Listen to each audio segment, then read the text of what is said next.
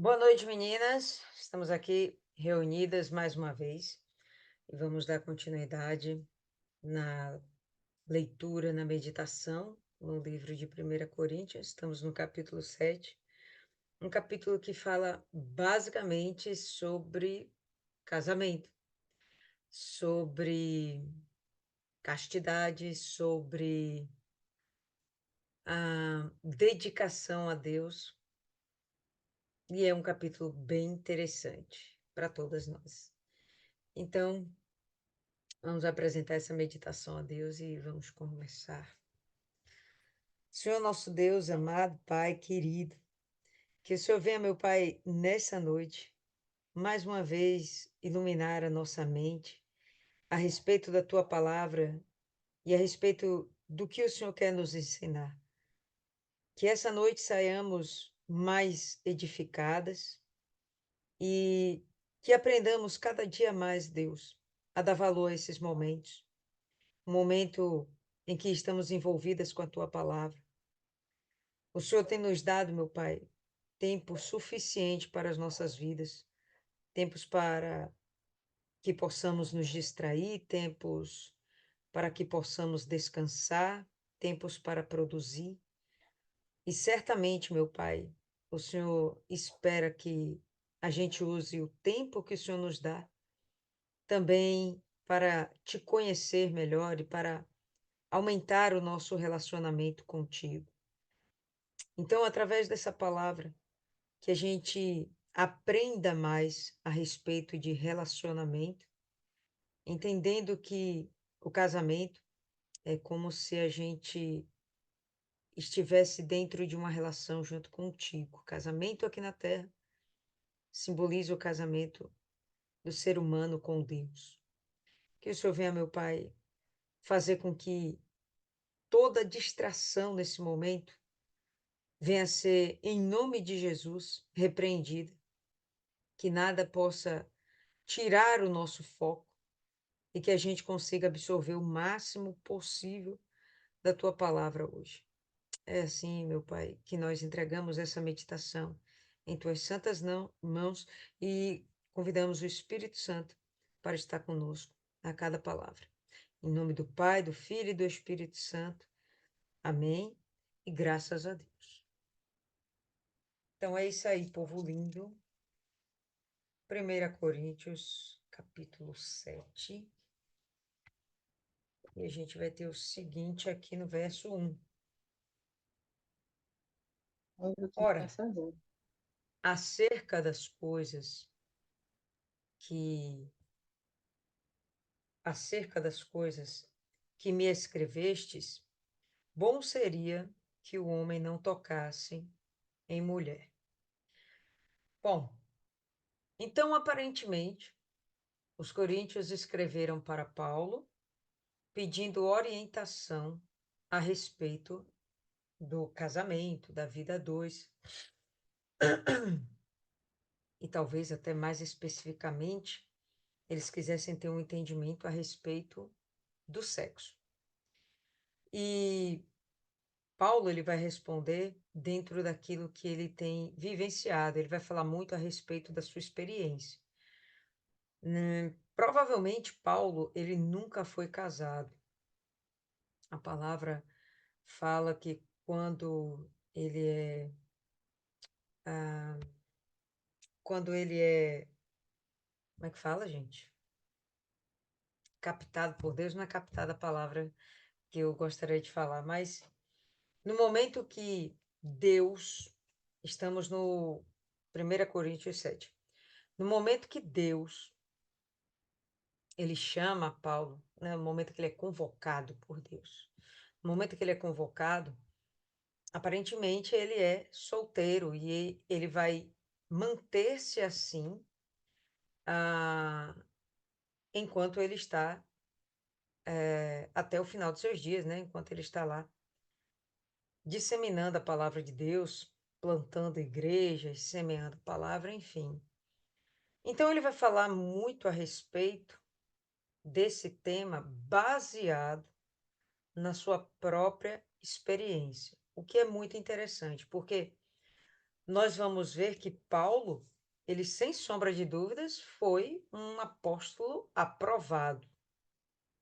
Senão, nós estaríamos lendo a respeito dele agora. Então, a opinião dele e a experiência dele tem tanto peso que ficou registrado para a gente e hoje estamos aqui lendo a esse respeito. Se o Espírito Santo permitiu que isso acontecesse, é porque ele viu que havia uma verdade em Paulo, havia realmente um exemplo em Paulo. Então ele vai continuar. Ora, acerca das coisas que me escrevestes, bom seria que o homem não tocasse em mulher.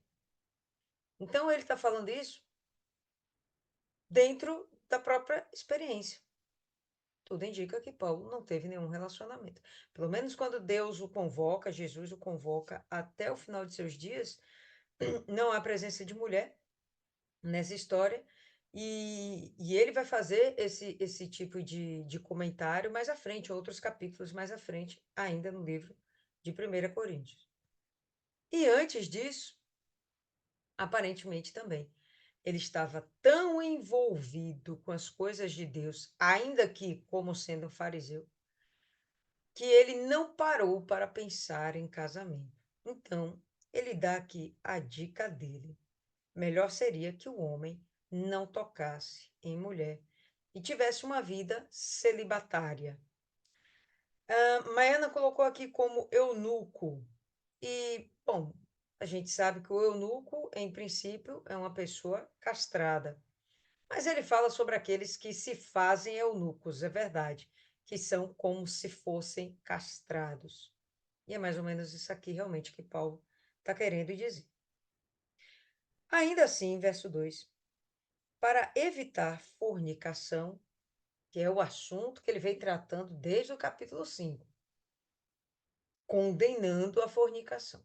Ainda assim, para evitar a fornicação, cada homem tenha a sua própria esposa e cada mulher tenha o seu próprio marido. E só que nessa orientação que ele dá, cai por terra a ideia de poligamia, onde um homem pode ter várias mulheres, ou uma mulher, vários homens. A ideia de uma relação entre homem e mulher foi inventada pelo próprio Deus. E desde Gênesis 2, está lá escrito que o homem foi, ou melhor, a mulher foi feita para o homem e o homem tem que amar e respeitar e honrar essa E mulher. honrar essa mulher. E por aí vai. Então, ele vai continuar aqui discorrendo a respeito disso, e a gente não vai ver aqui esse negócio de um homem com várias mulheres e vice-versa. Buscando sempre um equilíbrio entre o homem e a mulher. É uma relação extremamente profunda, o casamento. É uma relação que vai além do amor, no meu entendimento, vai além do amor, vai além do companheirismo, vai além do sexo, vai além do prazer a dois. É realmente uma forma de demonstrar, de simbolizar a comunhão com Deus. Onde o homem e a mulher dentro do casamento se tornam uma só carne, a gente na comunhão com Deus se torna um só em Cristo, no Espírito. Assim, para evitar a fornicação, cada homem tem a sua própria esposa, cada mulher tem o seu próprio marido. Se a pessoa não é capaz de suportar o que ele está dizendo, como ele estava suportando, se a pessoa não é capaz de suportar o celibato, se a pessoa for viver abrasada ou até mesmo cair em tentação e acabar vivendo em fornicação, bom, então a orientação que ele dá é melhor que se case. O marido cumpra sua obrigação conjugal para com a sua esposa, Da mesma forma também a mulher ao marido. Qual seria essa obrigação conjugal? A gente está falando aqui de sexo, claramente. Qual é a obrigação conjugal dentro do casamento? Amar? Não, você é obrigada a amar seu inimigo. Então, essa não é a grande obrigação conjugal. Então, a obrigação conjugal é realmente a relação íntima, a relação sexual do casal. Paulo disse que é melhor que o homem se abstenha de mulher. Depois ele diz, mas se você for fornicar, então é melhor que se case. E aí ele vai continuar dentro do casamento, que o homem não se negue, a mulher não se negue dentro do casamento nas suas obrigações dentro do matrimônio. Que obrigações são essas? Justamente a pessoa não pode se negar à prática do sexo. Por quê? Ele vai dizer, porque senão vai correr o risco de, mais uma vez, essas pessoas, o casal, o homem e a mulher, acabarem caindo em tentação e vindo a praticar o que ele já condenou aqui no verso 2, fornicação. O que ele vem condenando desde o capítulo 5. A esposa não tem poder sobre o próprio corpo, mas o marido. Eu não tenho o poder sobre o meu próprio corpo, depois que eu entrei dentro de um casamento. Então, quem tem o poder sobre o meu corpo é o próprio Deus. Quem tem o poder sobre o meu corpo dentro do casamento é o meu marido. Em outros momentos, a gente vai ver a comparação entre o marido sendo como Cristo e a esposa como sendo a igreja. Mas, enfim, a esposa não tem poder sobre o seu próprio corpo. Agora ela entrou numa relação onde ela está se dando por inteiro. E o objetivo dela se dar por inteiro para esse marido é justamente para que esse marido venha a ser agradado. Objetivo principal: satisfazer a necessidade do marido. Vice-versa, o marido vai ter essa mesma obrigação conjugal, onde o pensamento dele vai ser satisfazer as necessidades da esposa. E também semelhante, o marido não tem poder sobre o seu próprio corpo, mas a esposa. O que ele quer defender aqui, o que ele quer argumentar, é que, bom, se o objetivo foi casar para não fornicar, para não viver abrasado, para não viver em pecado, bom, então que aconteça dentro do casamento o que não deve acontecer fora do casamento, que é justamente esse sexo. Então, se o marido quer e a esposa se nega, claramente ela está infringindo o seu papel dentro do casamento. Ela não deve negar-se. Sabe, é muito comum mesmo, principalmente por parte das mulheres, fazer joguinhos. Se você não me tratar assim, então não vou te dar o que você quer depois. Né? Se você não fizer isso, então também não vai ter aquilo. Como o Isis falou, usar o sexo como se fosse uma moeda de troca dentro do casamento. Não, isso não é uma moeda de troca. Ele fala que é uma obrigação. Ah, mas tem dia que eu não quero, não estou afim. Ele quer, ele está afim. Se não houver uma concordância, a mulher tem que ceder, o homem tem que ceder. Tem que haver uma concordância, mas o negar-se, né, pode acontecer da mulher também querer e o homem não. Nenhum nem outro pode negar-se. Tem que estar pronto para atender às necessidades do seu cônjuge. Fica parecendo uma coisa, talvez até meio fria, como eu poderia dizer, meio Dá uma raiva quando eu esqueço as palavras. Meio mecânica, né? Não seria nem lógico. Fica parecendo mecânico, né? Porque o imaginário da gente, que foi trabalhado com o romantismo de Hollywood, o romantismo das novelas, a gente imagina que o sexo deve ser feito e de uma forma onde tudo esteja perfeito, cheio de emoção, cheio de sentimentos. Paulo ele não está falando a respeito disso. Paulo ele está sendo muito prático. O objetivo do casamento nesse, nesse, nessa linha de pensamento de Paulo é para que nenhum dos dois venham pecar, nem o homem nem a mulher. E que se há a intenção de que esse casamento perdure, não se pode haver o negar do sexo nem de uma parte e nem de outra. A não ser que de fato haja uma devida, um devido acordo a respeito do assunto. Não, hoje eu não quero. Né? A gente não vê problema em que o outro ceda se a gente hoje não está com disposição. Mas imagina isso uma vez, duas vezes, três vezes, um mês, 2 meses, um ano. Com certeza isso vai dar problema. O cara já se casou, vê que a orientação está sendo, nesse momento, direcionada aos homens, né? Ele começa falando do homem, o homem não toca em mulher.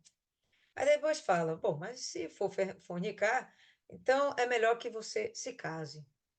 Bom, e se casar, então mantenha uma atividade sexual dentro do seu casamento. E realmente uma atividade ativa dentro do seu casamento. Caso contrário, vai abrir espaço para fornicação.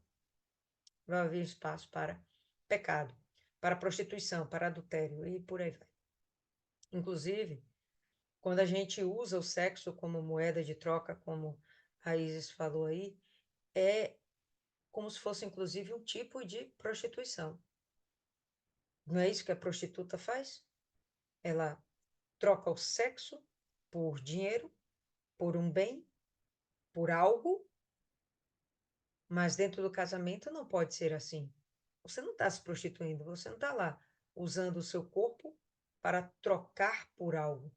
Você está usando seu corpo para satisfazer o seu cônjuge, para satisfazer o seu marido, para fazê-lo pleno, feliz. E outro, não é fazer de qualquer jeito, é fazer realmente com interesse, para que a coisa venha realmente ser satisfatória, certo? A esposa não tem poder sobre seu próprio corpo, mas o marido. Também, semelhante, o marido não tem o poder sobre seu próprio corpo, mas a esposa. Não vos defraudeis um ao outro.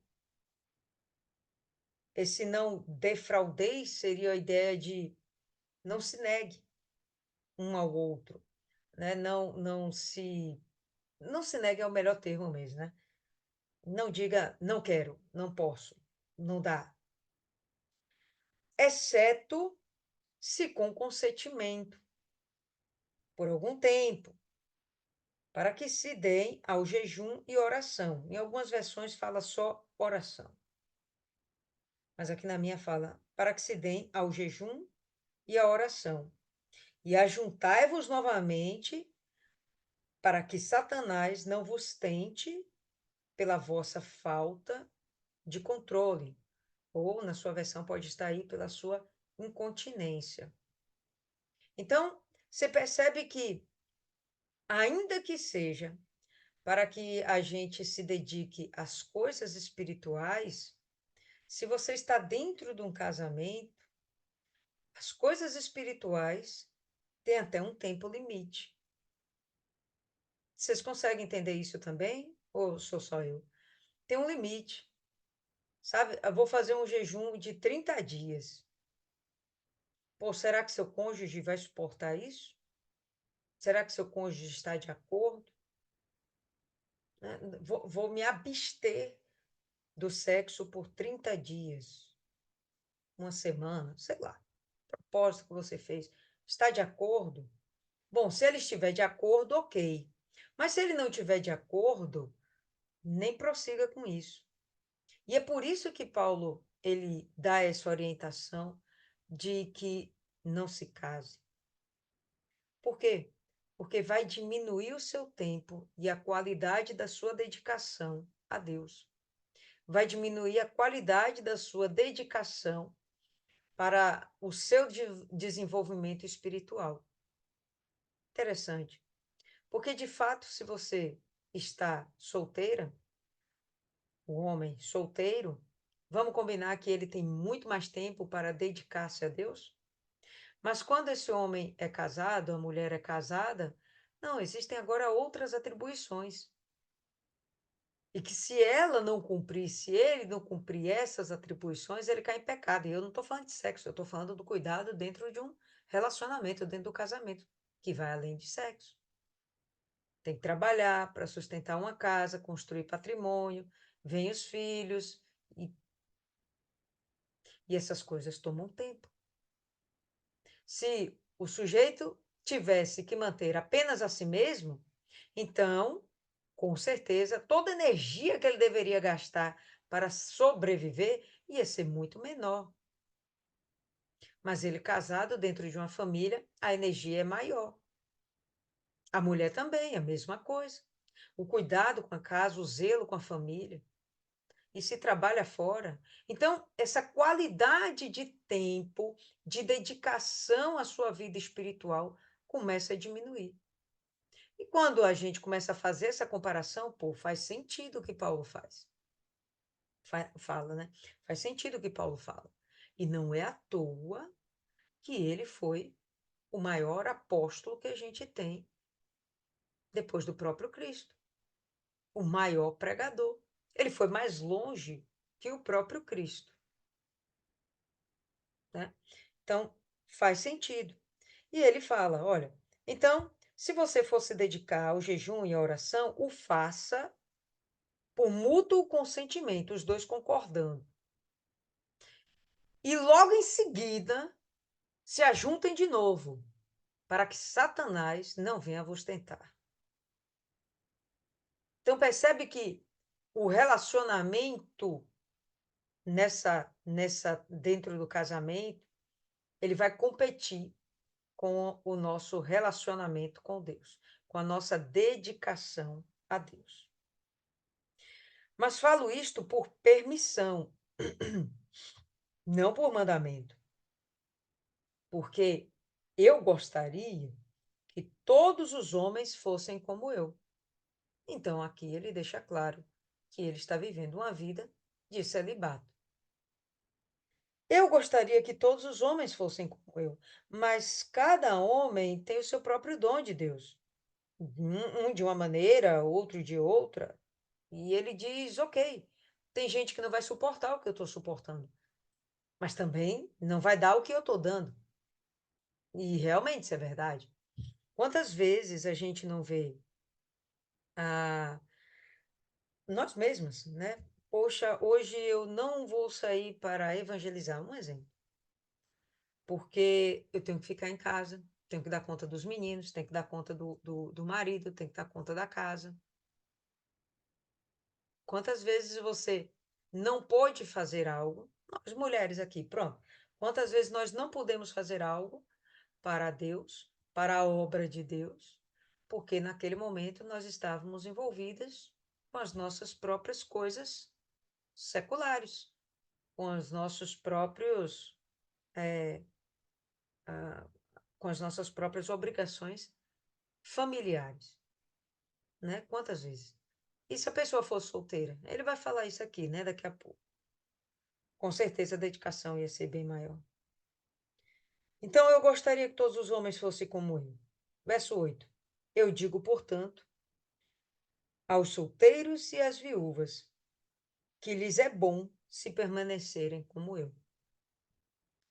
solteiros não casaram. As viúvas já casaram, mas agora estão desimpedidas. Podem casar-se de novo? Tanto os solteiros podem, quanto as viúvas podem. Mas ele orienta: melhor que vocês fiquem como eu. Melhor que vocês sejam celibatários. Mas, se não podem conter-se, se o desejo sexual, a libido de vocês é tal que não dá para vocês se conterem, casem-se, porque é melhor casar do que abrasar-se. Então, nesse ponto, se é para pecar, então evite. A ideia de você ser celibatário é bacana porque você vai servir mais. Mas se no meio do percurso você vai acabar pecando, então deixa para lá. Se case, sirva menos, mas viva sem pecado. Fuja do pecado, fuja da aparência do mal. E a ideia do abrasar-se, a ideia do poder, do não poder se conter, não viria apenas no sentido de que a pessoa poderia adulterar ou prostituir-se, mas até mesmo se masturbar. E nós entendemos que isso também é pecado. Se envolver com pornografia e se envolver com masturbação. Então, case-se, o que é melhor do que você ficar abrasado. E aos casados ordeno, não eu, mas o Senhor, que a mulher não se aparte do seu marido. Bom, primeiro ele chega e fala: olha, é melhor que vocês não se casem. Mas depois que se casaram, isso se torna indissolúvel. Quem manda sou eu? Não, é o próprio Deus. Então vamos abrir aí em Gênesis, capítulo 2. Se eu não me engano, é verso 24.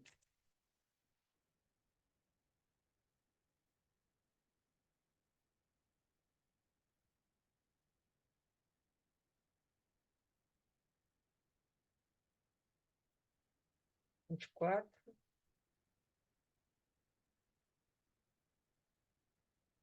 É isso mesmo. Vamos do verso 21. Gênesis 2, 21. E o Senhor, Deus, fez um profundo sono cair sobre Adão, e ele dormiu. E ele tomou uma de suas costelas e fechou a carne em seu lugar. E da costela que o Senhor Deus havia tirado do homem, ele fez uma mulher e a levou ao homem. E Adão disse: esta agora, osso dos meus ossos e carne da minha carne, ela será chamada mulher, porque foi tomada de dentro do homem. Por isso, o homem deixará o seu pai e sua mãe, e se apegará à sua mulher, e eles serão uma só carne. Então, o próprio Deus institui a ideia de casamento e ele discrimina como é que deve ser.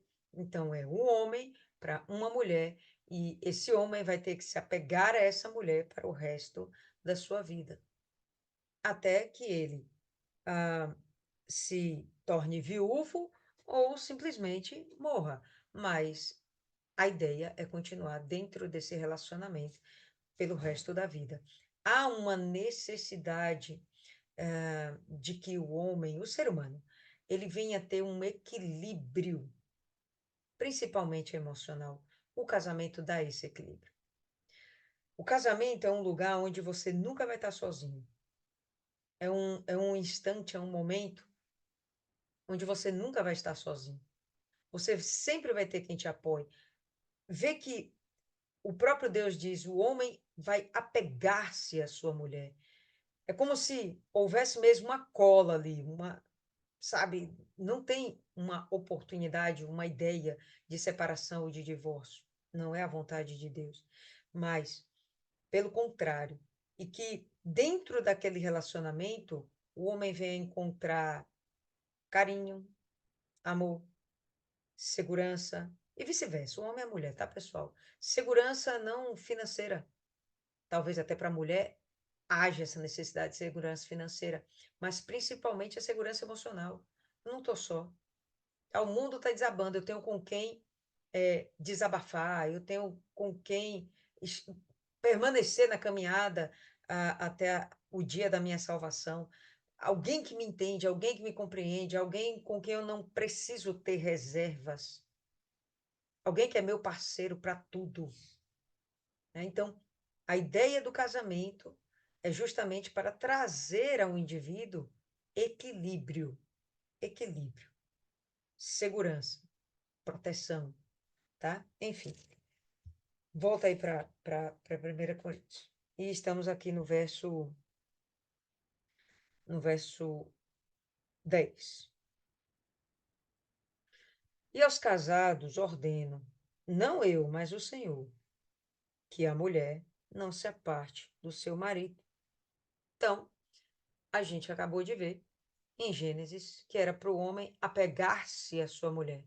E agora, o próprio Espírito Santo está dizendo que a mulher não se separe do seu marido, mantenha-se apegada, mas se apartar, que ela permaneça solteira, ou que se reconcilie com seu marido. E o marido não deixe a sua esposa. Então, a ideia é realmente de você manter essa unidade até o final dos seus dias aqui na Terra. É o que nos chama a atenção dentro da escolha de Abraão como pai da fé. Né? Por que que Abraão? A única coisa que o torna assim tão especial é justamente ele ter sido fiel a uma mulher estéril. Ele permaneceu fiel a uma mulher que não poderia lhe proporcionar filhos, mas que para todo o resto ela estava lá, ela era um suporte para esse homem. E ele respeitou, ele reverenciou, ele honrou essa mulher a esse ponto de se manter com ela até a sua velhice. E não a desprezou. Bom, se um cara é capaz de fazer isso com uma mulher, de abdicar do seu prazer, da sua satisfação de ter filhos, de deixar um legado. Quando você tem filhos, você deixa um legado, você continua viva dentro daquela semente, dentro daquele filho. E dentro do seu neto e bisneto vai ter algo seu, vai ter um gene, vai ter um jeito, vai ter uma ideia, vai ter um pensamento, alguém vai levar à frente isso aí. Ele escolheu não ter um legado que, para o homem, era o fim da sua linhagem. Acabava-se ali, nele. Então, não foi à toa que Deus lhe prometeu uma geração imensa que até os dias de hoje se multiplica.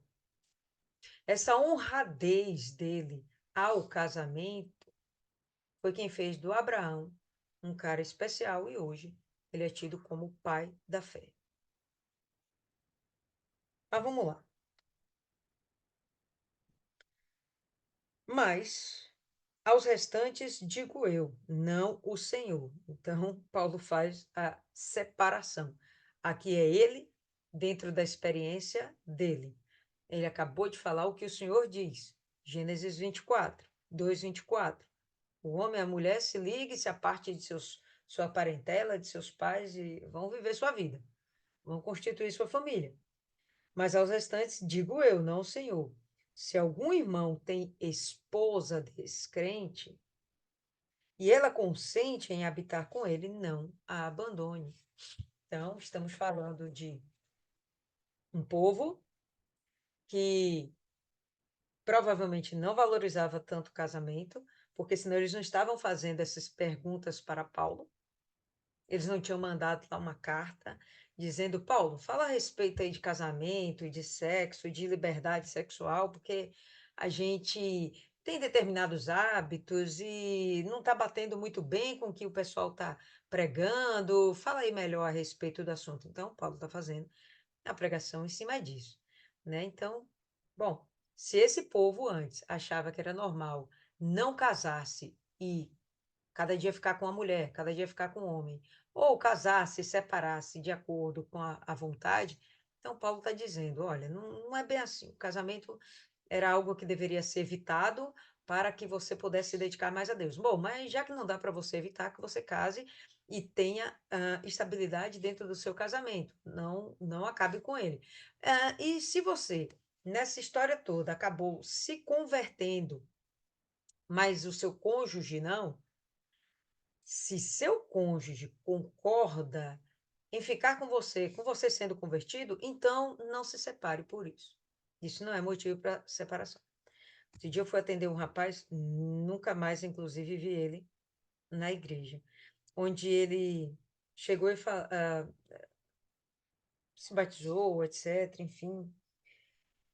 E depois de um tempo ele saiu da presença de Deus. Ele estava dentro de um casamento, acabou que ele traiu essa primeira esposa, saiu da igreja porque traiu e foi viver com esse segundo relacionamento, que não foi um casamento, foi apenas um relacionamento, né? Se juntaram. Ok. Passa-se um tempo e ele vê que a vida está toda desgraçada e que essa mulher está dando o maior problema para a vida dele. E aí ele decide, não, agora eu vou voltar para Cristo. Mas como eu vou voltar para Cristo, eu vou abandonar a mulher que eu estou vivendo hoje. Bom, e aí, o que que se faz? E se a mulher quiser continuar com você? E eu falei com ele, talvez não seja o momento de você decidir se fica com essa mulher ou se não fica com essa mulher. É o momento de você decidir se encontrar com Cristo, mas também não acho que seja o momento de você se relacionar com outra mulher. Porque, em princípio, se der certo, você teria de voltar para ela, que é agora sua atual esposa. Onde eu quero chegar? Que ele estava se aproveitando da nova entrada no Evangelho, voltei, para ficar trocando de esposa. Como se, como se não, agindo de uma forma leviana, desprezando a ideia do casamento, tá? E aqui é o que Paulo vai dizer, bom, se você se converteu, mas você já tinha uma aliança com essa mulher, e ainda que ela não seja cristã, ela é pagã, ela adora Baal, mas concorda em ficar com você sendo cristão, então não se separe dela, não faz sentido, pelo menos Paulo entende dessa forma.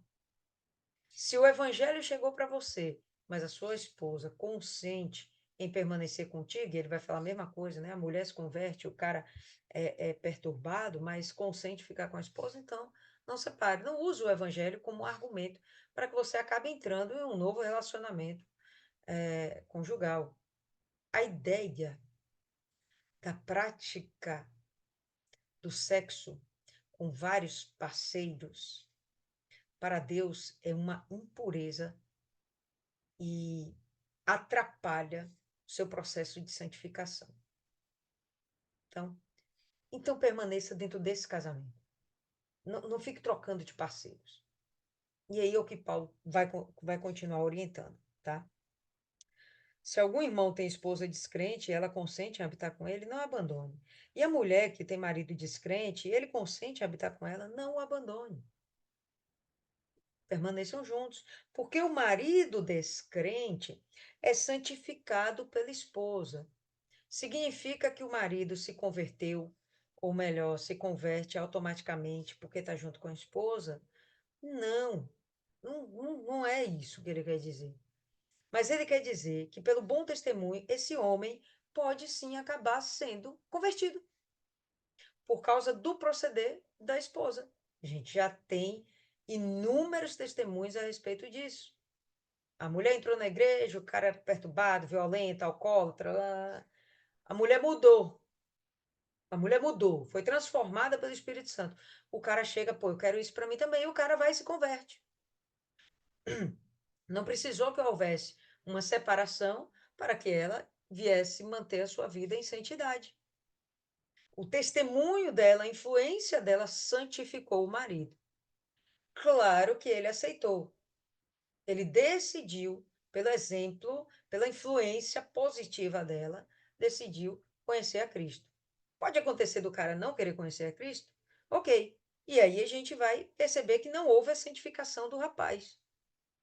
Tudo bem, mas se ele consente em permanecer com a mulher, não deve haver divórcio.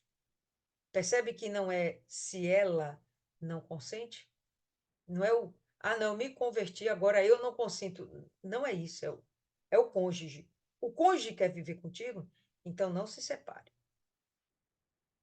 Não se separe. Então, Paulo vai continuar essa orientação. Porque o marido descrente é santificado pela esposa, e a esposa descrente é santificada pelo marido. Do contrário, os vossos filhos seriam impuros, mas agora são santos. Então, a geração que vai vir deles dois vão ter essa boa influência, seja de um cônjuge convertido do outro, e de repente, sim, eles serão santificados, porque eles terão um encontro com Deus.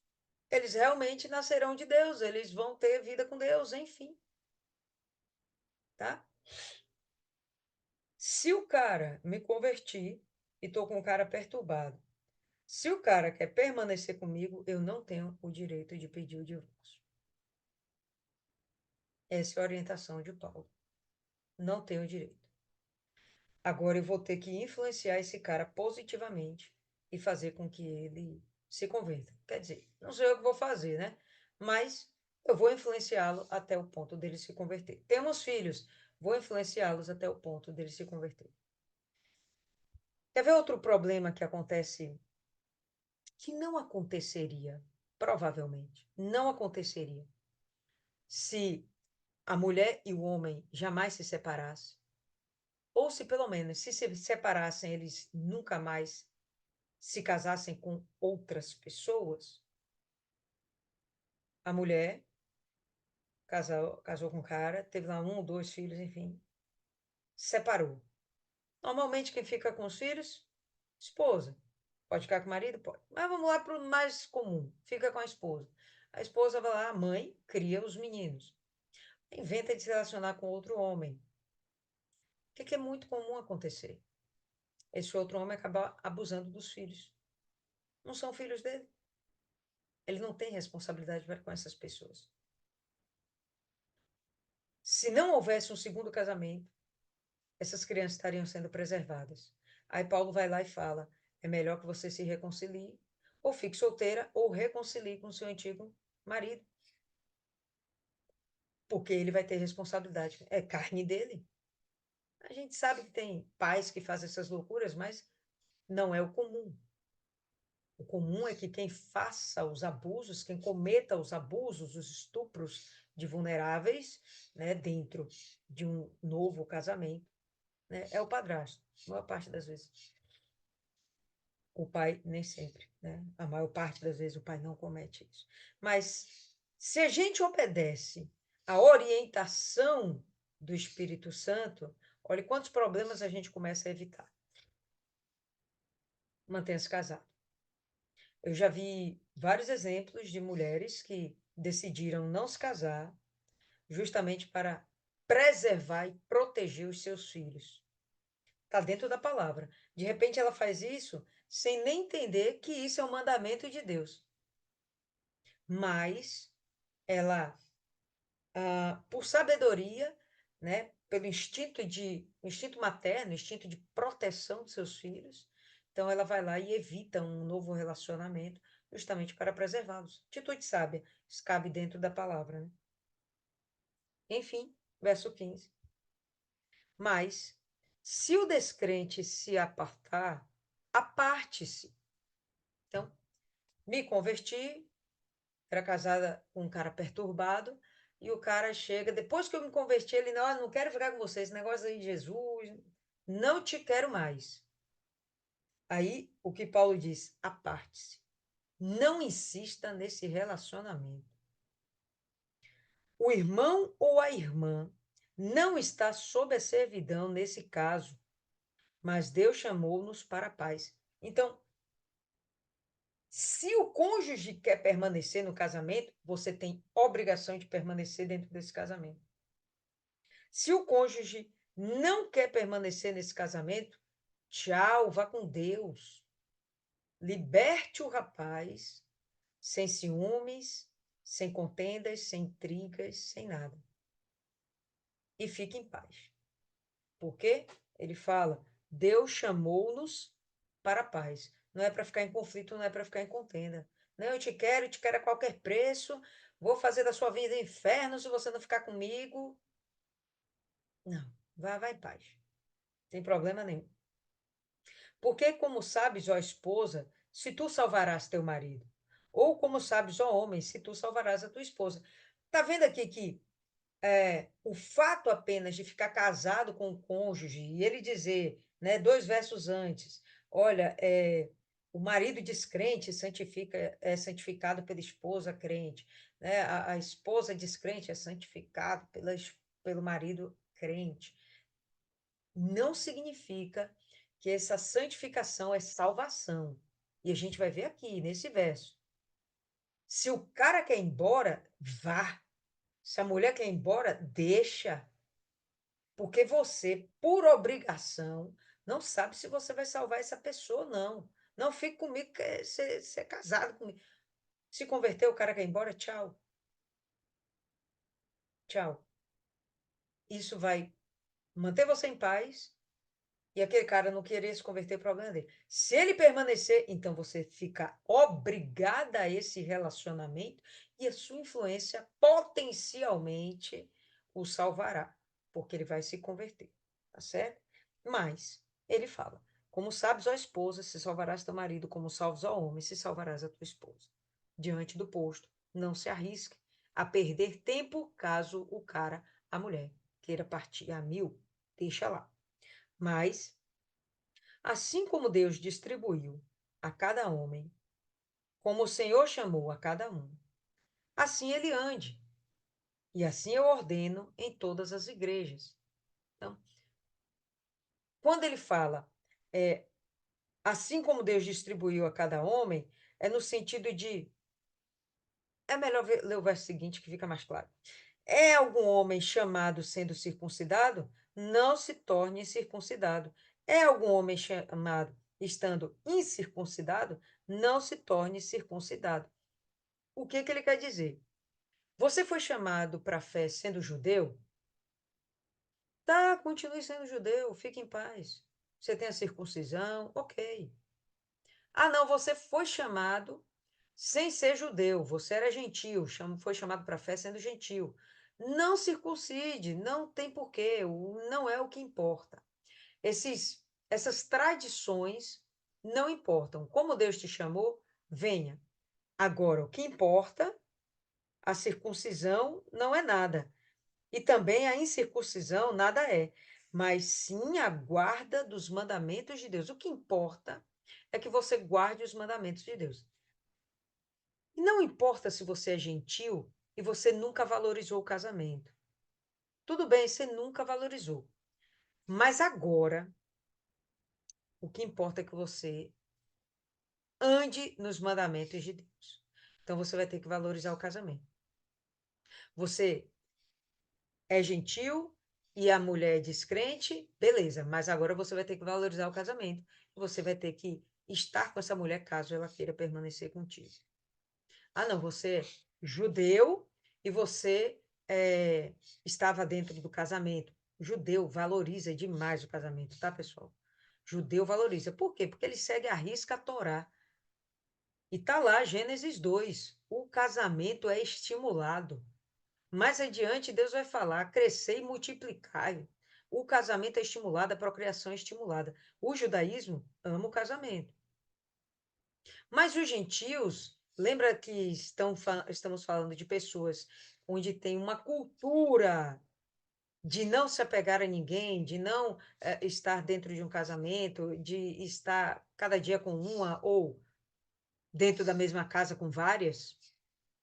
Era uma cultura. Então, Paulo vai chegar, olha, tudo bem, não importa como você foi chamado, se você pensava assim, se você pensava assado, tanto faz. Mas agora, o que importa é que você guarde os mandamentos. Tanto um como o outro, judeu, gentil, vocês têm acesso ao reino de Deus, mas guarde os mandamentos. Então, mude a sua forma de pensar e dê valor ao casamento. Então, é isso que vai acontecer. E se não for para dar valor ao casamento, então nem se case. É isso que Paulo está querendo defender. Cada homem permaneça na vocação em que foi chamado. Foste chamado sendo servo? Não te preocupes, pois se pode chegar a ser livre, aproveite bastante. Então, você é servo, e na sua versão pode estar escrito escravo até mesmo. Então, você foi chamado como escravo? Não tem problema, não fique preocupado de ser livre. Se a liberdade acontecer, aproveite, cai para dentro, vá ser livre. Se você for liberto, amém. Se você não for liberto, isso não significa que você não é de Deus. Liberto de quê? Não só dos homens, mas especialmente da mentalidade do mundo, da mentalidade desse mundo. Então, você sendo escravo de homens, não fica preocupado. A sua mente sendo mudada, você é aceito no reino de Deus. Não se preocupe se você for escravo. Aí ele vai continuar. Semelhantemente, também aquele que é chamado sendo livre é servo de Cristo. Bom, e você que é livre, que nunca foi escravo, nunca foi um homem escravo, bom, você agora é escravo de Cristo, você é servo de Cristo. E não fique preocupado quanto a você ser escravo, quanto a você ser livre. O que importa é que sirvamos a Deus. Fostes comprados por um preço, não sejais servos de homens. Não siga a cultura do mundo, não siga a mentalidade de homens. Abra o entendimento. Poderia, provavelmente, haver quem dissesse: você é escravo, você não tem direito ao reino de Deus. Então, o que Paulo está querendo dizer é que não tem essa conversa, não. Pode ficar tranquilo que, ainda que você seja escravo, você está sendo livre em Cristo, liberto. Inclusive, para os romanos, é um conceito que eles tinham. Aquele que é liberto foi aquele que foi um dia escravo e adquiriu a liberdade. O livre é aquele que nunca foi escravo. Irmãos, cada homem permaneça com Deus naquilo que foi chamado. Não fique preocupado em sair dessa situação que você está. Tanto de um casamento de julgo desigual, a não ser que o parceiro queira, quanto de um estado de servidão, de escravidão. Não fica preocupado. Ora, com relação às virgens, eu não tenho mandamento do Senhor. Então, Deus não deu uma orientação a Paulo específica. E ele vai dizer: contudo, dou a minha opinião. Como alguém que tem obtido misericórdia do Senhor para ser fiel. Dentro da experiência de vida dele, ele vai falar agora o que ele tem vivido, vivenciado, e o que torna plausível as palavras dele é justamente alguém que tem obtido misericórdia do Senhor para ser fiel. Mesmo estando solteiro, isso não é motivo para que ele fosse infiel, para que ele estivesse fornicando, para que ele estivesse masturbando, para que ele estivesse se envolvendo com prostitutas. Ele está sendo fiel. Então, ele tem know-how para falar o que ele está dizendo. Suponho, portanto, que isto é bom por causa da aflição presente. O que é bom? Guardar a sua virgindade. Ele está falando das virgens. Suponho, portanto, que isto é bom por causa da aflição presente. Eu digo que é bom para o homem estar assim. Então, ele não explica necessariamente o que é a aflição presente. O que seria essa aflição presente? O momento de perseguição aos cristãos? Fome? Escassez? O que estava acontecendo nesse momento? Paulo não é claro. Ele só fala aflição presente, né? As aflições que nesse momento eles estavam sofrendo. Então, ele fala, olha, é melhor cada um andar por si. E realmente é verdade. Vamos imaginar que você esteja em uma perseguição fugindo. Você saber que você está deixando alguém para trás, isso perturba você, não te dá paz. Não, mas era só um irmão, né? Um conhecido, um vizinho. O peso é um. Não, foi seu filho, foi sua esposa. O peso é outro. Às vezes você pode até deixar de fugir e ficar para trás. Então, o que ele está querendo dizer é que existem problemas que acontecem e aconteciam naquele momento, onde um casamento iria acabar atrapalhando, sobrecarregando a vida do cristão. Não é a vida de qualquer pessoa, é a vida do cristão. Estás ligado a uma esposa? Não busque desligar-te, né? Se você está casado, continue. Está desligado de uma esposa? Não busque esposa. Se você está solteiro, fique solteiro. Se você já está ligado, de repente você já está noivo, vá em frente. Case, não se desligue dela. Você casou, vá em frente, permaneça com essa mulher. Tenha estabilidade. Mas se casares, não pecas. E se a virgem se casar, ela não peca. Porém, os tais terão tribulações na carne. E eu quisera poupar-vos. Então, Paulo está falando de que existiriam várias situações dentro do casamento que seriam uma perturbação. Seriam tribulações espirituais? Ele está falando aqui de tribulações na carne. Que tanto de tribulações que podem existir? Então, a maioria aqui é casada, a gente sabe quais são os perrengues que a gente passa na vida de casado. Tem vários problemas. O casamento é bom? Se não fosse bom, Deus não teria instituído. Mas é isento de problemas? Nunca, né? Eu acho que nunca. Mulher é um mundo, homem é outro mundo, e juntar dois mundos diferentes é uma complicação. Mas, enfim, então, problemas que poderiam acabar acontecendo. A questão das preocupações com a própria esposa, preocupação com o marido, né? Então, em vez de eu estar aqui meditando, eu vou lá cozinhar, porque o rapaz está chegando daqui a pouco, ele precisa se alimentar, né? Ah, ele vai começar a descrever alguns tipos de problemas, né? E ele vai dizer aqui, ó: mas isto eu vos digo, irmãos, o tempo é curto. O que importa é os que têm esposas que sejam como se não tivessem nenhuma. Você consegue imaginar o que é isso? Ele está dizendo que o tempo é curto.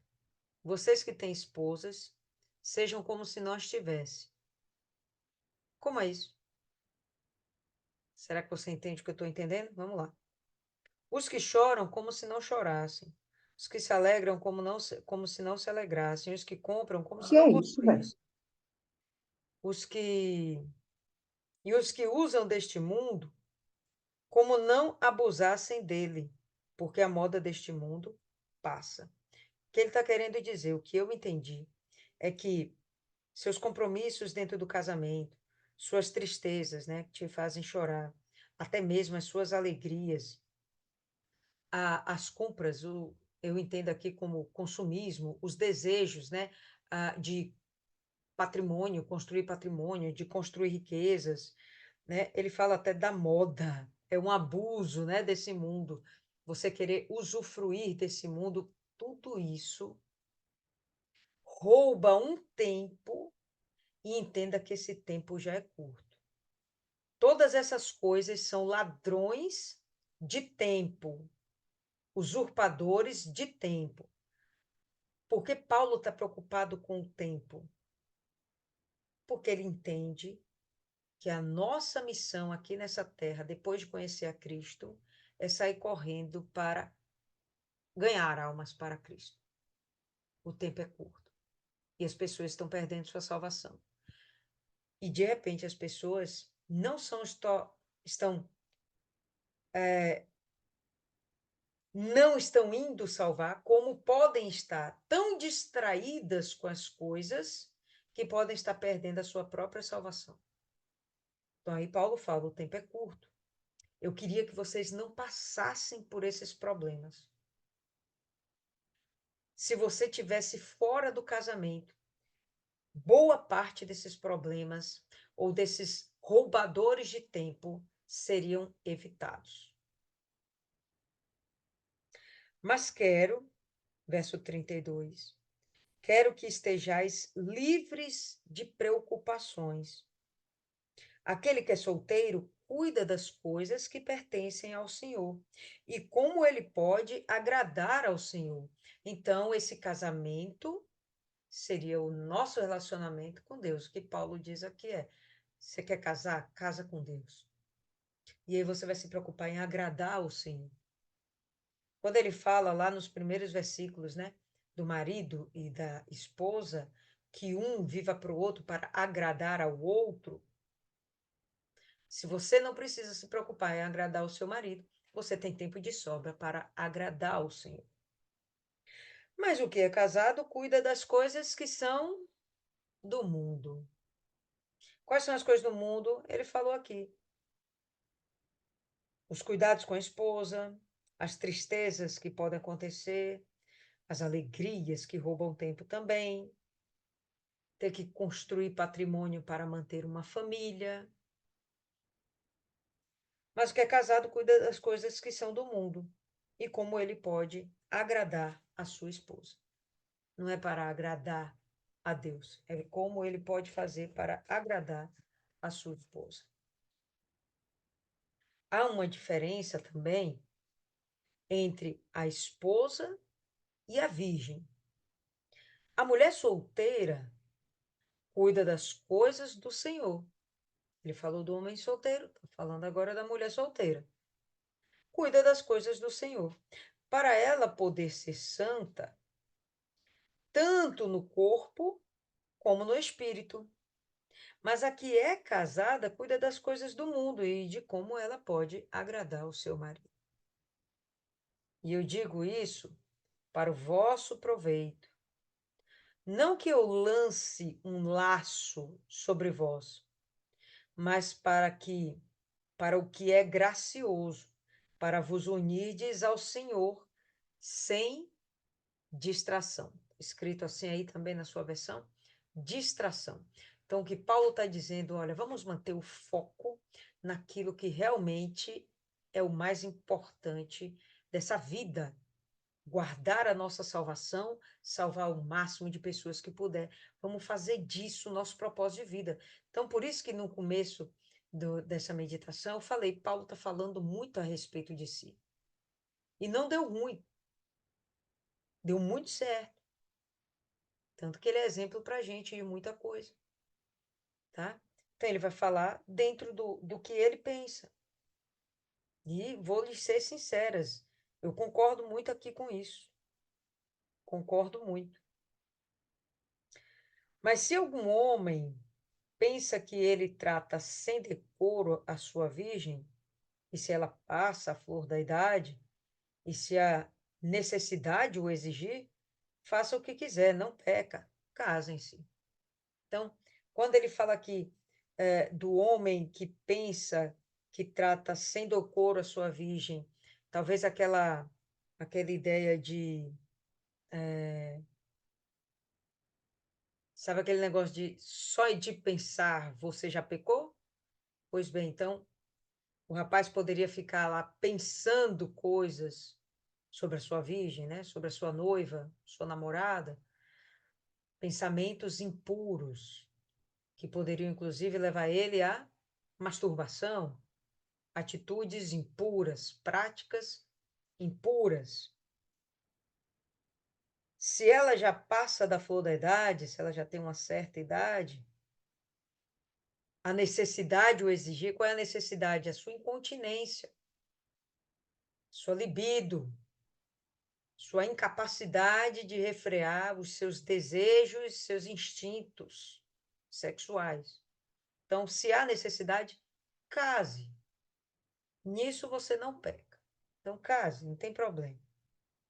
Todavia, aquele que está firme em seu coração, não tendo necessidade, mas tendo poder sobre a sua própria vontade, e assim decretou no seu coração de guardar a sua virgindade, faz bem. Eu acho interessante que ele coloca assim, ó, aquele que está firme em seu coração. Então, é uma decisão que exige, de fato, uma firmeza de posicionamento. Você declarar, não, eu quero ficar virgem. Para uma mulher, até que passa, né? As pessoas toleram. Mas um homem que diz, não, eu vou morrer virgem. A pessoa logo pensa, né? Isso daí esse menino aí é externo, é coisado, como diz aqui o nosso pastor. Esse menino aí é coisado, né? Primeira coisa que pensa, né? É efeminado. O cara pode ter só um propósito real e verdadeiro de ter, se guardar para Cristo. Paulo diz que quem faz isso faz bem, né? Assim, então, aquele que dá, aquele que a dá em casamento, ou, perdoe, eu acho que eu pulei alguma coisa. Não, é isso aí mesmo. Assim, então, aquele que a dá em casamento faz bem, mas o que não a dá em casamento faz melhor. Quem dá quem? A virgem. Se o pai não der a filha em casamento, faz bem. Mas se ele der, ou melhor, se der em casamento, faz bem. Mas se ele não der em casamento, faz melhor ainda. A esposa está ligada pela lei ao seu marido enquanto ele viver.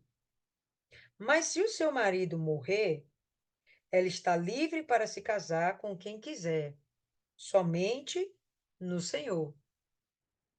E aí ele já abre aqui um parênteses. Case com quem quiser, somente no Senhor. Não se case com incrédulo. Paulo, ele acaba falando de talvez todas as situações possíveis de relacionamentos entre homem e mulher. Então, você casou, acabou se tornando viúva, você pode se casar, mas você se converteu, você é convertida, a orientação aqui para pessoas convertidas, né? Você se converteu, bom, agora se case com qualquer pessoa, mas no Senhor, não se case com incrédulo. Aí já entra em julgo desigual.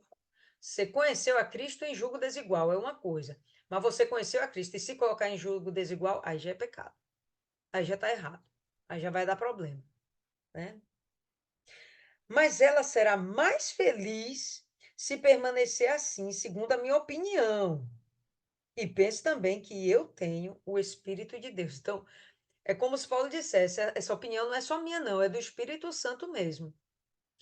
Ela vai ser mais feliz se viúva ela permanecer.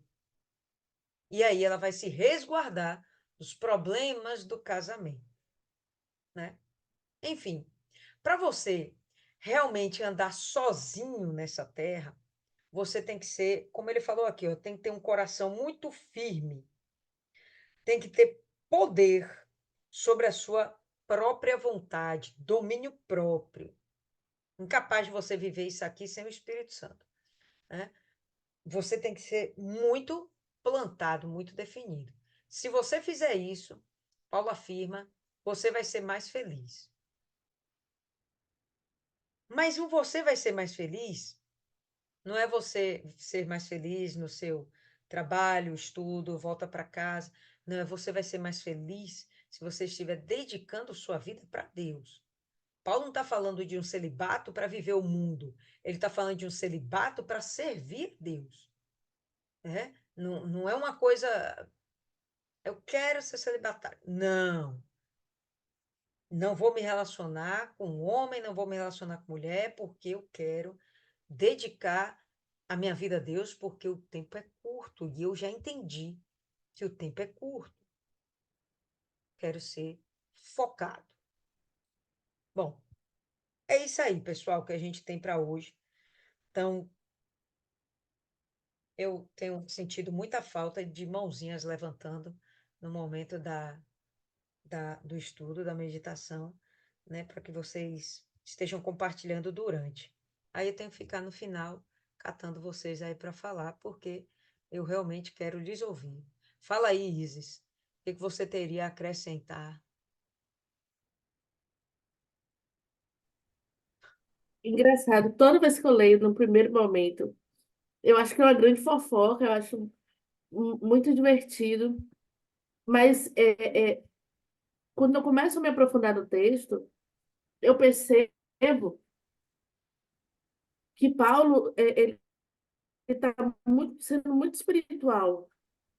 Ele está tendo o cuidado de explicar, de exortar, mas deixando muito claro que o nosso corpo é templo do Espírito Santo, que nós temos que viver e sermos guiados pelos dons do Espírito, por aquilo que nos é dado. Se a gente busca o Espírito Santo, é para que a gente viva conforme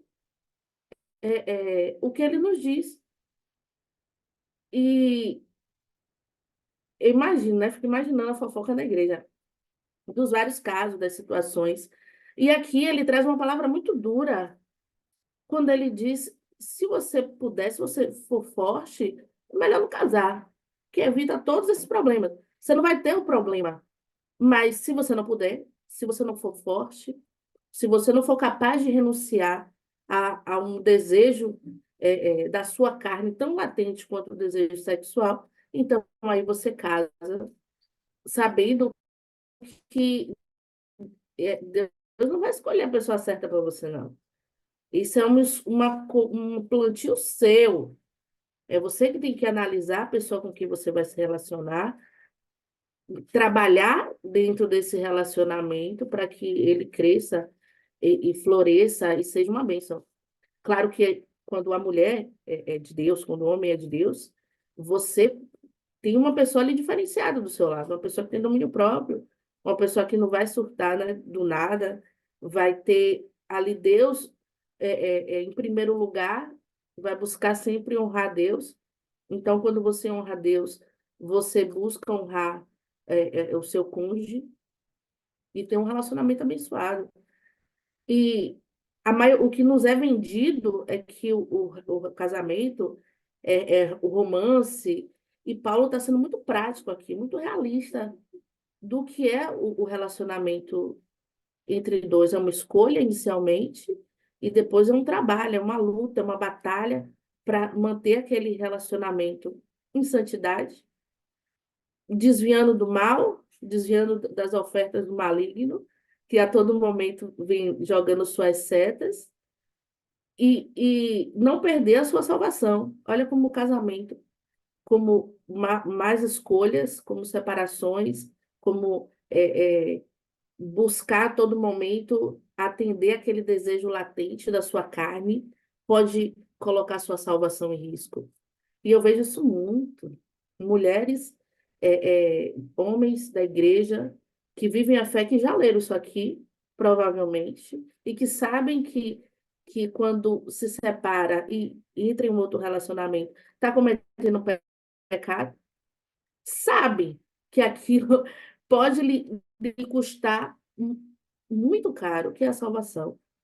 Imagine você perder a, a, a sua salvação por algo tão pequeno, por um desejo da sua carne. Isso é muito forte e é muito importante. Ele dá a sugestão que, se puder, não case. Você vai ter esse problema, ter esse risco de perder a sua salvação por um problema, mas se não der, case direito, faça as coisas certas, busque no Senhor, o marido trate sua esposa como Jesus trata a sua igreja, e vivam bem, e vivam em união, mas se puder. E eu vejo muito, tentando fazer com que a justiça resolva algo que teria que se resolver com Deus. Eu vejo isso muito, sabe? Não quero separar logo, eu quero separar logo uma agonia, mas para o direito hoje, é, o divórcio o direito de divórcio é potestatório. Não precisa do papel para se divorciar, basta a decisão e a separação de corpos. Não, mas eu quero papel para mostrar que eu estou separada, para poder já entrar num outro relacionamento, sem nem analisar quais os erros que me levaram a uma separação.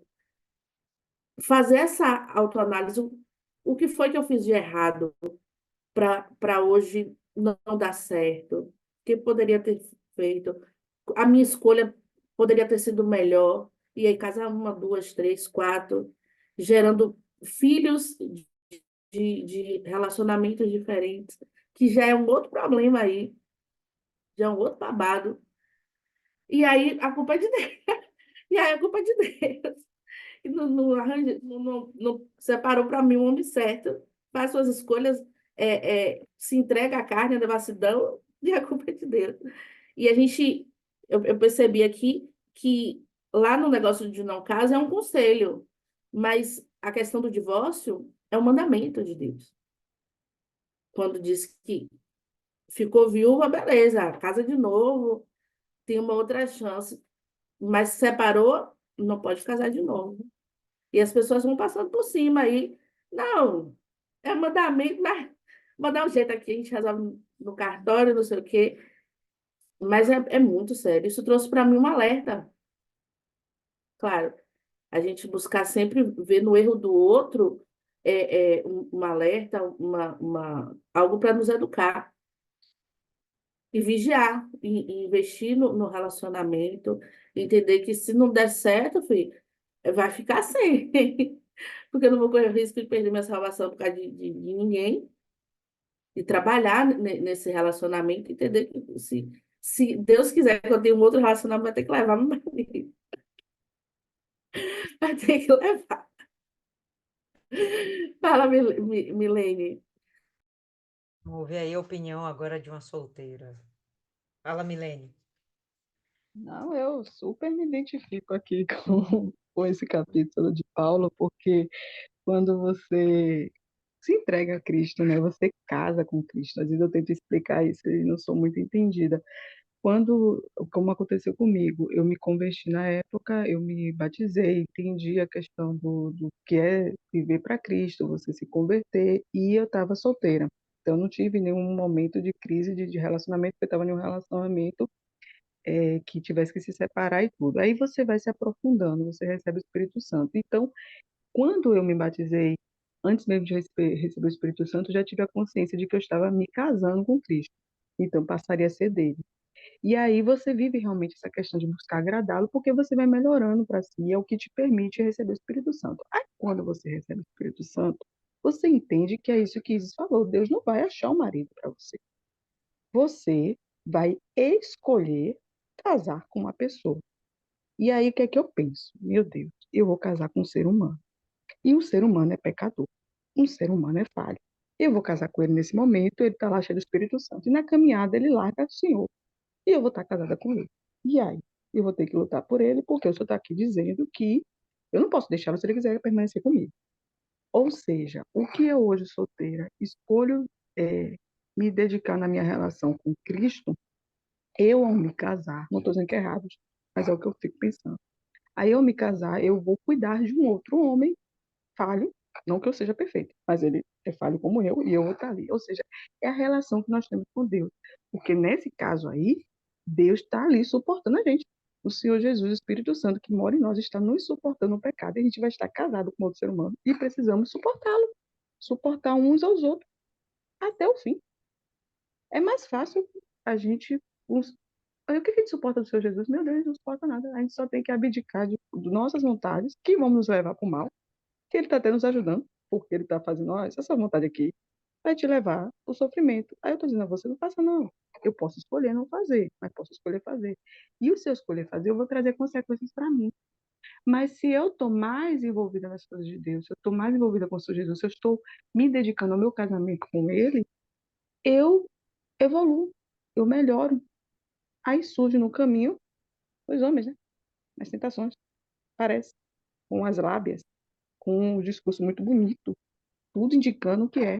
E aí você faz o quê? Recorre para Deus, Senhor, me mostra, porque eu não quero, Senhor, se não for da sua vontade, não é que eu seja da sua vontade, mas se eu ver que eu não vou dar conta, que chegar lá no caminho vai me dar trabalho, que eu vou perder minha salvação, tira de mim, afasta de mim, porque eu não quero perder a salvação. Aí quando você faz uma oração dessa e você persevera nisso, ali buscando conhecer, menina, não é que mostra que não é aquilo que você imaginou, porque ele conhece a sinceridade do seu coração e sabe que você está realmente preocupada. Não assim, se ele vai me trair, se eu vou sofrer, mas se você vai perder sua salvação. E se você se faz essa busca, com esse temor, ele não vai permitir que você se engane. Aí qual é o preço disso? Às vezes você vai passar um tempo mais solteiro. É fácil? Não é fácil, principalmente para a mulher, que é julgada, que é apontada, que é criticada. Mas, gente, quando você tem uma firmeza de que, ó, até aqui, eu olho assim ao meu redor, o que eu vejo de amigas, pessoas que se precipitaram, né? Até quando eu não estava mais no, não tinha convertido, ficava mais lá do que cá, eu ainda tinha esse temor, essa preocupação, eu sempre tive essa preocupação no casamento, porque eu sempre vi isso como muito importante. E aí eu vi as precipitações e vi depois as consequências disso. Até nisso eu agradeci, porque eu sei que foi livramento de Deus. Porque se eu me precipitasse, talvez eu nem tivesse chegado a hoje a relação, a me entregar, sabe? Eu estaria talvez vivendo as preocupações no casamento. Porque eu não ia estar, e para mim foi o que eu tive que organizar na minha vida espiritual, a ordem era de que eu queria entender qual era um amor maior do que o amor de uma mãe. Se eu tivesse lá atrás me casado, talvez eu teria que dizer, o que é mais importante que o amor do meu marido? Meu marido talvez estivesse ocupando o lugar que era do Senhor Jesus. Talvez para mim fosse mais difícil deixar, arrumar essa ordem do que foi de outras formas. Fico sempre refletindo sobre isso, de como eu era, de como eu sou. Mas, independente disso, fica esse alerta de a gente ter muito cuidado em relação ao casamento. Eu vejo casos, estou acompanhando uma amiga minha, que ela está já quase na porta de casar com uma pessoa que não é cristã. Ele era ateu, né? Depois de não sei quanto tempo aí, agora aceita que há uma força superior e tal. Ainda não conversei também com ele para entender isso, creio que é essa visão dele, né, de Deus. Mas eu percebo assim o conflito dela, de estão avançando, estão procurando casa, estão fazendo todas as coisas, né? E ela assim, eu não vejo um brilho, eu não vejo uma alegria, eu não vejo o quê, gente? Porque aqui a palavra diz, está aqui claro, que é pecado, porque você está se pondo, conhecendo a palavra de Deus, um jogo desigual, por mais que você esteja ali, digamos, agora, faz tudo certinho, é que as coisas saem certas. Mas é como eu falo, não é garantia de que vai dar certo, é garantia que você vai casar, você vai ter um desafio de casamento e você vai ter a luta, mesmo no fim da sua fé, mas você agora vai ter que lutar, porque do seu lado vai ter uma pessoa que não tem, você vai ter que ser mais firme ainda para manter a sua fé do seu lado uma pessoa, né, que não é, que deveria vocês estarem caminhando juntos para a mesma direção, você vai ter que começar a puxar ele, para você não ficar no caminho. Então, às vezes a gente fala, explica, mas não é entendido, né? Então a gente faz o quê? Ora, orando, orando, jejuando, orando, até o dia o Senhor mostrar a ela a verdade, né? Pra ela, e dar força, porque eu acho que ela até já conhece a verdade, mas está sem forças para fazer a escolha certa. Então, gente, é muito difícil. Então, quer dizer, é muito importante ter essa noção de casamento, essa noção da vida sentimental, para não cair em armadilha. Pois é, eu concordo plenamente. Quando eu me casei, eu já me casei tarde. Entrei na igreja com 23 anos e sempre dentro da igreja houve essa pressão a respeito do casamento, né? Havia essa pressão. Hoje eu já não percebo mais tanto, mas no passado havia muito. Então, às vezes as pessoas chegavam dentro da igreja, a esposa do pastor chegou nova, antes de perguntar meu nome, perguntava se eu era casada. Porque isso parecia ser muito importante realmente, né?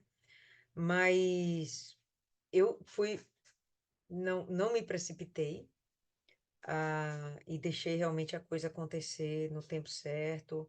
Esperei que realmente Marcelo aparecesse, esperei que ele se convertesse, ele veio do mundo, tive o cuidado de trazê-lo para a conversão, esperei que ele fosse chegasse ao nível espiritual que eu estava.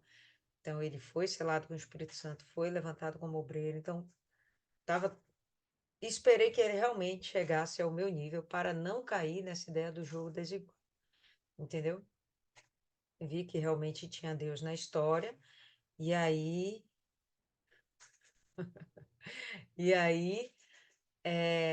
enfim, deu certo. A gente está junto, já vai fazer 18 anos, 17 anos, sei lá. Essas contas aí, quem faz melhor é ele. Eu sou a parte do relacionamento que sempre esquece datas, mas a gente tá aí junto, mas eu tenho pleno pleno entendimento que foi por conta do Espírito Santo que a coisa vem dando certo. Porque não é uma coisa fácil você. São mundos muito diferentes. Homem e mulher são mundos muito diferentes. Por mais que sejamos cristãos, tem o Espírito Santo, isso em si é um facilitador, mas não é algo que a gente olha assim, nossa, que maravilha, nunca tem problema, é uma grande inverdade, né? O ajuste vem com o tempo. Eu acho que, na verdade, o melhor tempero de um relacionamento acaba sendo o tempo, porque com o tempo o relacionamento fica melhor. Isso é uma verdade, né? Se no início existe uma paixão e é muito mais carne do que necessariamente um envolvimento onde a gente entenda que é uma só carne. Uma só carne não é só a união, né, dos corpos, mas é realmente a união de propósitos, de espírito. Então, enquanto isso não acontece, ixi, é um processo. Até acontecer isso, são contendas, são desentendimentos, são choros aqui que Paulo fala, né? Tem as alegrias, mas tudo isso é consumição de tempo. O tempo vai sendo consumido.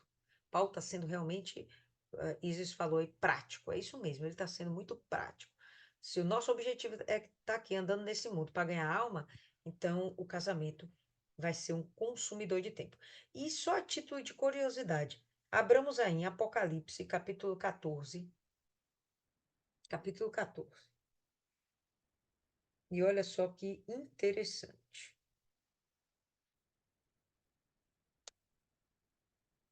Verso 3 e 4. Apocalipse, último livro da Bíblia, para quem não sabe. Verso 3, olha só como é que tá. Ou melhor, vamos começar do verso 1, que é bem legal, é bem bonito isso aqui, ó. E eu olhei, e eis que o Cordeiro, Cordeiro com C maiúsculo, tá falando do próprio Jesus, estava em pé sobre o monte Sião, e com ele 144.000, tendo o nome de seu pai inscrito em suas testas. E eu ouvi uma voz do céu, como a voz de muitas águas, e como a voz de um grande trovão. E eu ouvi uma voz de arpistas, arpeando com suas harpas. E eles cantavam como se fosse uma nova canção diante do trono. Trono de quem? De Deus, né? E diante dos 4 animais e dos anciãos. E nenhum homem podia aprender aquela canção, senão os 144.000 que foram redimidos da terra. Estes são os que não foram contaminados com mulheres, porque são virgens. Estes são os que seguem o Cordeiro para onde quer que vá. Estes foram redimidos dentre os homens, sendo as primícias para Deus e para o Cordeiro. Então, você vê que no futuro existirão homens que se colocarão celibatários e como seguidores de Deus, eles foram redimidos da terra, especiais, são primícias. Parece que são assim os primeiros selecionados de Deus para Cristo e vão com Cristo para onde quer que eles vão. Eles têm uma capacidade ímpar de aprender um novo cântico para adorar a Deus. Eles têm esse poder dentro deles, justamente porque não se contaminaram com mulheres, porque eles não se envolveram com casamento, com fornicação, com orgias, com masturbação, não houve isso. São homens que se mantiveram realmente imaculados e focados na sua missão. É um Paulo da vida, né? Eles estavam focados na sua missão. Né? Você vê que não foram muitos, 144.000. É possível que esses 144.000, de fato, fossem uma reserva para Deus, Deus realmente tivesse colocado dentro deles uma capacidade especial, desde muito novos, desde muito meninos, Deus os marcasse com o selo Espírito Santo, né? E já estivesse trabalhando, usando a vida deles para coisas especiais, para realmente que eles pudessem pregar a palavra de Deus, né? E a gente está vendo isso aqui em um momento, um outro momento, onde provavelmente Jerusalém já vai estar sendo restaurada, né? Porque o Cordeiro já está presente, enfim. Mas percebe o quão precioso para Deus é essa ideia de que a pessoa se mantenha casta até o final de seus dias, né? Se a Milene conseguir sair, a Maiana, que acabou caindo aqui, não deu, vocês estão de parabéns, tá certo? Agora, que seja com foco para servir a Deus, obviamente. Caso contrário, o casamento realmente não é uma coisa ruim. Isis colocou aqui, casar é bom, e é bom sim, não dá para dizer que não, tá? Tem uma série de vantagens também. Pessoal, nosso tempo está um pouquinho extrapolado, então não vou nem pedir para outras meninas falarem. A gente vai segurar aqui. A gente vai se encontrar quinta-feira novamente, tá bom? Então, vou pedir aí só para uma de vocês fazer a oração. Vou pedir para a Dona Rosa aí fazer a oração final. Dona Rosa, pode ser?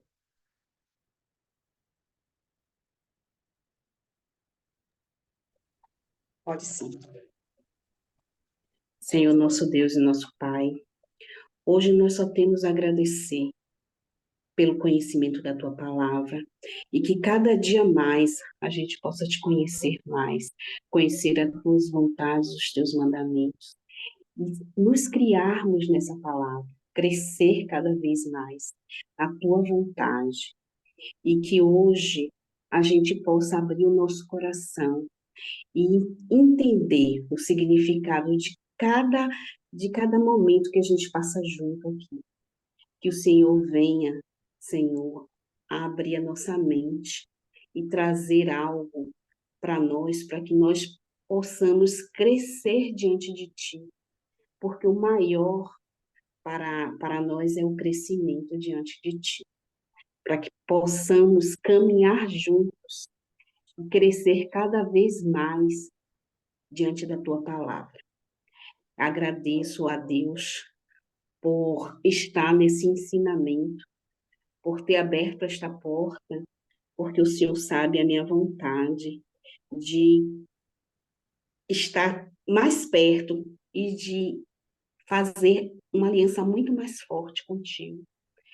E que o Senhor possa, além de nos ensinar, que a gente possa ser a ferramenta para ensinar outras pessoas, que nós possamos levar esse evangelho para aquelas pessoas que necessitam e que não te conhecem. E esse, eu acho e acredito, que é o maior significado de todo esse aprendizado, é nos multiplicarmos, nós multiplicarmos o que nós estamos aprendendo para outras pessoas. Muito obrigado, que o Senhor possa nos dar um sono tranquilo, que o Senhor possa abençoar cada um de nós, que o Senhor possa abençoar a nossa família, que o Senhor possa dar direção para que nós possamos ensinar os nossos filhos, a nossa família, os nossos irmãos, e que nós possamos ser a ferramenta certa, o vaso de honra que o Senhor está construindo. Muito obrigada em nome do Pai, em nome do Filho, em nome do Espírito Santo. Amém. Amém, povo lindo. Então a gente se reencontra quinta-feira. Que Deus abençoe todas vocês.